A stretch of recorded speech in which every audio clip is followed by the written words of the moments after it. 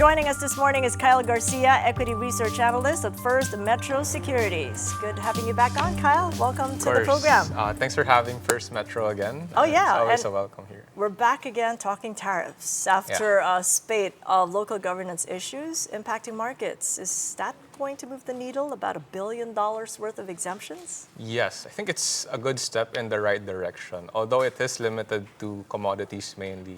Probably what we want to see as next steps is if we can move that to manufactured goods, high-value goods, which can definitely move the needle further. But they're exempted right now, aren't they? I mean, if you talk about semiconductors. Yes, that's a key export from us. But I think some of the tariffs that were also exempted were some like cocoa or some key commodities also. So like to see high-value goods potentially. Yeah. All right. Well, I'm looking at the PSEI. It's just a tad stronger, barely moved, but the peso has also strengthened a little bit. Do you think it's in reaction to that? Well, it's a bit lower, but I think there are a lot of moving parts that's bringing sentiment down right now. I think we need a big catalyst to move us forward in the right direction with growth prospects in the near term as well as in the longer term being not as optimistic as the ones before. We need to see some clear signs of policy recovery as well as higher earnings growth for our companies here to drive the market further. Yeah, I was looking back at your PSE target since the start of the year. It was at 7.6. Yes. I think you were one of the most optimistic, and that came down to about 6.9 in mid-May, and now you're maintaining it at 6,500. We're under the process of finalizing our call for next year. But what I can tell you is that we're pricing it a slightly lower target actually because of we think that sentiment will likely be a little bit tempered, especially as 3Q was quite slow, and we think that the sentiment in the second half of this year will likely roll over by next year, and hopefully by the latter half of the year, we see some improvements in policy direction as well as governance, which could drive us further and see liquidity flow back into the economy.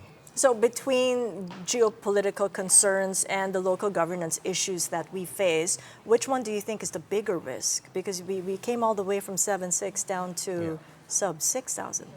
Well, there's a lot of moving parts again. So most of this is, aside from the governance risks, if you look at lower spending trickle down to consumption, if we saw infrastructure spending was actually lower by almost 26% in the third quarter, and of course the lower liquidity will flow into lower consumption and flow with slower growth.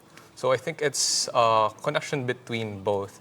And aside from these, there are some pressures also in the job sector. So we think that these are driving growth forecasts lower, which is expanding the equity risk premium or our valuations for the market even further. So would you still get into infra-related stocks? Because prior to the flood control scam, it was one sector that you were propositioning to your clients.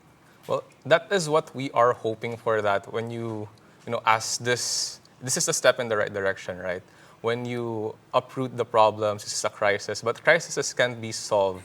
So what we're hoping for is that when these problems have already been showcased or highlighted, how do we fix this and how do we lessen the corruption here in the Philippines and how do we improve jobs as well as bring back infrastructure spending, which is of course a good entrance to the stock or the one of our key calls, which is mega-wide.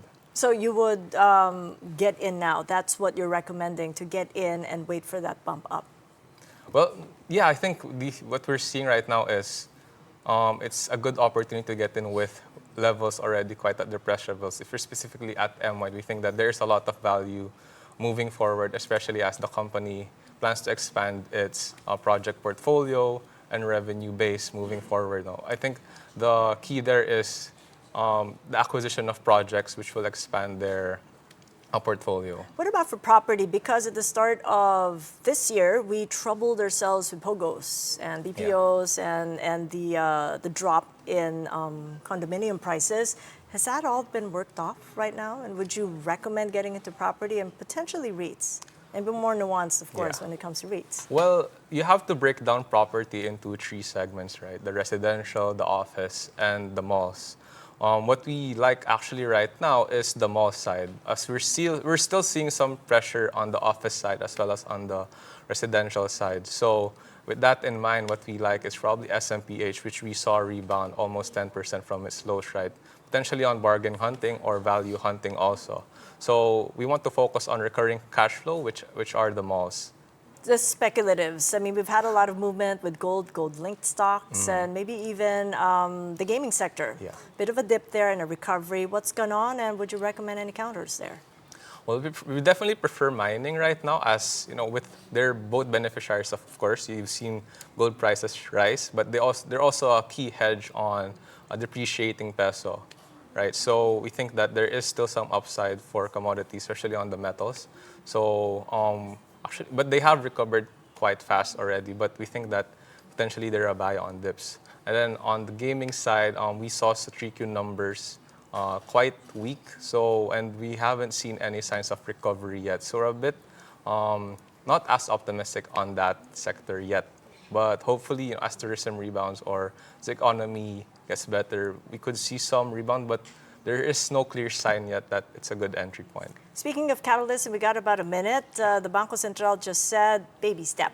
So that to us means 25 bips. Yeah. But what can we expect, and how do you think that might affect risk appetites? Well, our DBS team is also pricing in 25 basis point cut in December.